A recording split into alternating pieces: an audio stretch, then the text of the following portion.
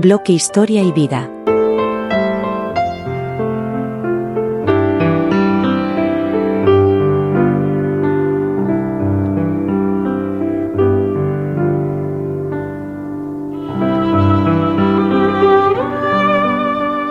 Distrito Beiro.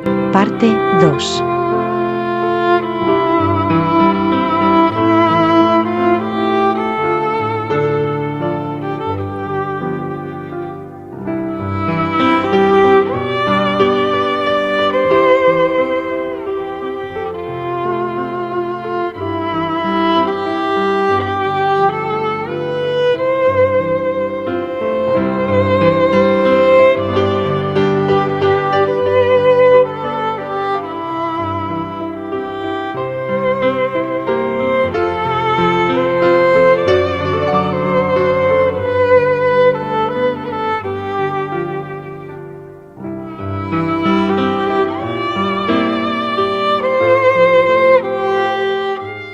Abordamos ahora a la iglesia de San Juan de Letrán. Es una joya histórica y arquitectónica. Fue construida en 1692 por Fray Alonso Bernardo de los Ríos y Guzmán tras superar una grave enfermedad, por lo que decidió construir en 1692 un templo bajo la advocación de Juan Bautista. El lugar elegido para alzar la iglesia fue a las afueras de la ciudad, en el antiguo arrabal de Granada, conocido como las Eras de Cristo. Las Eras de Cristo es el terreno situado entre la ermita de San Isidro, el río Beiro y las carreteras de Pulianas y de Jaén. Su nombre se debe a que desde la Reconquista esta zona tuvo dos funciones primordiales: por una parte se usó como zona agrícola y por otra parte funcionó como antiguo cementerio de Cristo. El diseño arquitectónico de la iglesia combina elementos góticos, renacentistas y barrocos, creando una fusión única de estilos. En su interior, la iglesia presenta una planta rectangular de 3 naves, separadas por arcos de medio punto sobre pilares. El retablo mayor está dedicado a San Juan de Letrán y presenta una decoración característica del siglo XVIII. En 1896 la refundaron los hermanos capuchinos y posteriormente fue ocupada por monjas trinitarias que permanecerían en la ermita hasta 1964. Además, esta iglesia es sede de la Hermandad de Nazarenos y Cofradía de Penitencia del Santísimo Cristo de la Buena Muerte y Nuestra Señora del Amor y el Trabajo. La conocida como Hermandad de los Ferroviarios, por haber sido fundada por empleados de Renfe y Feve, última concesionaria del tranvía de la Sierra. Por este motivo los integrantes de esta cofradía procesionan con un farolillo como el que se utilizaba en su trabajo. El Cristo de la Buena Muerte es una obra reciente realizada en 1989, por el artista Antonio Díaz Fernández. Se trata de un crucificado con corona de espinas natural superpuesta. En las muñecas tiene clavos así como en los pies. Los párpados aparecen cerrados y la boca entreabierta, tiene cabello rizado y sudario con formas geométricas y de poco volumen. El Cristo se sujetaba sobre una cruz cuadrada de madera. En 1998 se sustituyó la cruz cuadrada por otra de tipo arbóreo realizada por el taller granadino de Eduardo Espinosa Alfambra. Con respecto a Nuestra Señora del Amor y el Trabajo, comentar que esta imagen representa a una dolorosa de candelero. Esto significa que es una escultura religiosa que representa a la Virgen María en su papel de Madre Dolorosa, es decir, sufriendo por la muerte de su Hijo, Jesús. La característica principal de estas imágenes es que solo tienen tallados el rostro y las manos, mientras que el resto del cuerpo es una estructura de madera, el candelero, que se viste con ropas y adornos. Fue realizada en el siglo XVIII por la escuela granadina, posiblemente del Círculo de los Mora. Originalmente esta imagen tenía las manos cruzadas, como la mayoría de las dolorosas de la escuela granadina, y fueron cambiadas por las que presenta actualmente. En la mano derecha sustenta un pañuelo y en la izquierda un rosario. Hablaré ahora de la Plaza de Toros, también conocida como la Monumental de Frascuelo, es un lugar emblemático de la ciudad. Fue inaugurada en 1928 y es la tercera plaza de toros que ha tenido Granada. Diseñada en estilo neomudéjar por el arquitecto Ángel Casas, la plaza tiene una capacidad para 1000 espectadores y consta de 3 pisos, tendido general, palcos y andanada. Además de las corridas de toros, la plaza ha sido escenario de numerosos eventos culturales, como conciertos y festivales. Aprovecho para recordar que en 1984, hace unos cuantos años, acudí a un concierto de Juan Manuel Serrat en este recinto, del que guardo un grato recuerdo pues además de confesarme fan del cantautor, estuve acompañado de mi hermana Trini con la que comparto afición por el artista. Y a la que quiero agradecer sus elogiosos comentarios sobre mi proyecto. Va por ti. Cercano a la Plaza de Toros se encuentra el Hospital Universitario Virgen de las Nieves, anteriormente conocido como Residencia Sanitaria Ruiz de Aldá, es una de las infraestructuras sanitarias más importantes de Granada. Fue inaugurado el 26 de septiembre de 1953. El hospital fue construido sobre los terrenos de la casería de San Luis y se convirtió en un centro modernísimo de consultas, especialidades y cirugía, revolucionando la sanidad provincial. El hospital ha sido pionero en varias áreas de la medicina, incluyendo la cirugía facial y el diagnóstico y seguimiento de la gripe estacional. Además, es un referente regional en el desarrollo de nuevos tratamientos de reproducción asistida y en el tratamiento de arritmias con imagen 3D. Por contar alguna anécdota, y esta vez no es de carácter personal, no os asustéis. Un médico del hospital, conocido como Respiriman, revolucionó las redes sociales al convocar una protesta ciudadana contra la fusión hospitalaria y los recortes en sanidad. En este distrito también estuvo la antigua prisión provincial de Granada, inaugurada en 1933, fue parte del plan de modernización del sistema penitenciario ideado durante la Segunda República por Victoria Kent. La prisión, diseñada para albergar un máximo de 500 personas, llegó a tener más de 5.000 presos entre 1939 y 1940.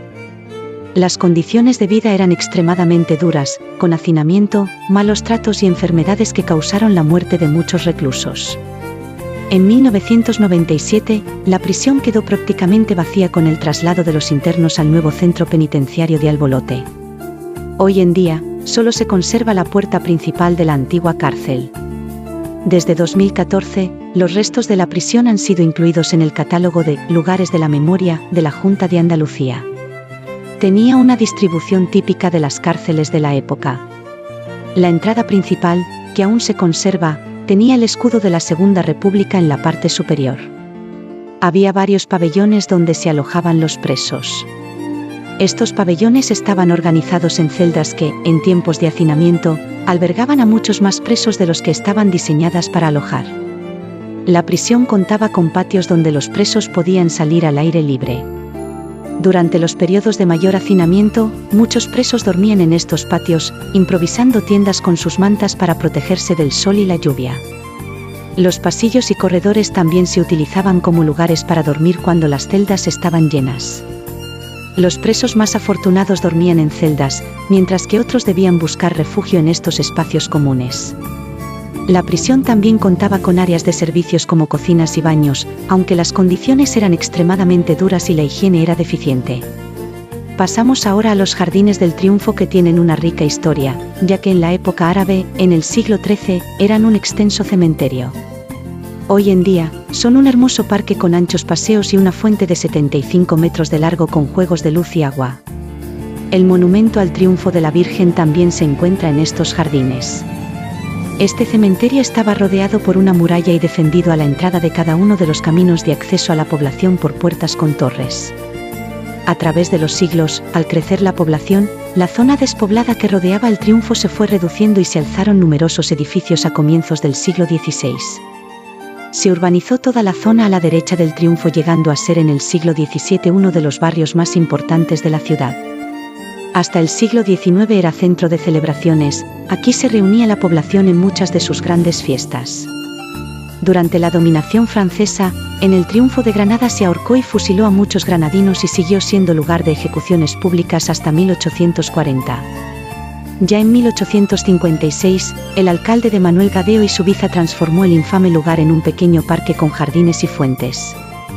La apertura de la Gran Vía de Colón y su prolongación posterior cambió la fisonomía del Triunfo, que la perdió totalmente al construirse el grandioso edificio de la Escuela Normal de Maestros, hoy sede de varias delegaciones de la Junta de Andalucía. Esta obra del arquitecto Antonio Flores acabó de destruir los Jardines del Triunfo, dejando aislada la columna del monumento a la Virgen que en ellos había. Este monumento se trasladó en 1960 a los nuevos jardines, creados sobre la explanada que ocupaba la vieja Plaza de Toros. Y por contar una pequeña anécdota y esta sí de carácter personal, comentaré que de pequeño disfruté mucho en ellos. Dada la cercanía de mi casa, mi madre me llevaba por las tardes para jugar junto con otros niños. Recuerdo que las familias se sentaban en los polletes y los infantes nos dedicábamos a corretear por los jardines. Comentaros qué raro era el día que mis rodillas no sufrían un pequeño descalabro fomentado por la inclinación del suelo y los chinorros que la cubrían. Pero con un poco de mercromina y un curacurita, se solucionaba el problema hasta el siguiente estropicio. Recuerdo los cartuchos de chufas, altramuces, cacahuetes y demás delicatessen procedentes de los carritos que se apostaban circundando los jardines. La tarde finalizaba con los juegos de luces y de agua de la fuente con los que siempre quedaba asombrado. Y para cerrar este capítulo, con el que finalizo también el distrito Beiro, no puedo olvidarme de Fray Leopoldo de Alpandeire, que está enterrado en la cripta de la iglesia de los Capuchinos. La cripta se encuentra en la Avenida Divina Pastora, junto a los Jardines del Triunfo. Es un lugar muy visitado por devotos que acuden a rendir homenaje al beato, especialmente el 9 de febrero, aniversario de su fallecimiento. Mi madre era muy devota del mismo, por lo que no me perdonaría que no lo mencionara en este proyecto. Os contaré un poco de su biografía. Nacido en el pueblo de la serranía de Ronda de Alpandeire, Málaga, el 24 de junio de 1864, Francisco Tomás, Fray Leopoldo, se dedicó en su niñez a cuidar un pequeño rebaño de ovejas y cabras y a arar la tierra, y años más tarde, el 16 de noviembre de 1899, tomó el hábito de los capuchinos en Sevilla, donde continuó trabajando en el huerto de los frailes. En el otoño de 1903 se trasladó a Granada y desde un principio desempeñó el oficio de hortelano, con estancias alternativas en los conventos de esta ciudad, Sevilla y Antequera. En 1914 regresó, para quedarse definitivamente, a Granada. De limosnero, recorrió los pueblos de Andalucía Oriental y en ocasiones llegó a ser insultado y apedreado, aunque su devoción, especialmente por la Virgen, no cesaba. De hecho, cuando alguien le pedía un favor, siempre instaba al peticionario a rezar 3 Ave Marías. 3 años antes de su muerte cayó rodando por unas escaleras y sufrió fractura de fémur, y, tras una convalecencia hospitalaria, consiguió volver a caminar con ayuda de 2 bastones y continuar con su vida contemplativa, pero ya en el convento. Fray Leopoldo falleció en la mañana del 9 de febrero de 1956, y multitud de fieles acudieron al convento a darle su último adiós. Desde entonces, cada año miles de devotos visitan la cripta en la que descansan sus restos, junto a los Jardines del Triunfo, en Granada capital. Distrito Ronda.